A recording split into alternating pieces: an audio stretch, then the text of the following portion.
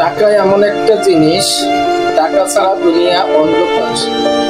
বর্তমান যুগে আপনাকে টাকা ছাড়া কেউ চিনবে না। তাই আমি বলি, আপনি টাকাওয়ালা হন, আপনাকে সবাই শ্রদ্ধা করবে, আদর করবে, ভালোবাসা দিবে। আপনার কাছে যখন টাকা না থাকবে, তখন দেখবেন আপনার কাছে সবাই যেন কেমন কঠিন। কেউ আপনার কথা শোনে না, কারো কথাও আপনাকে ভালো লাগে না, কেউ আপনাকে ভালোবাসে না। এমনকি আপনার বাপ মা, ভাই বোন, আত্মীয় স্বজন কেউ আপনাকেই, আপনার কাছে টাকা আছে তাই আপনাকে সবাই মানে, কিন্তু আজকে আপনার কাছে 1 টাকাও নাই, আপনাকে কেউ মানবে না।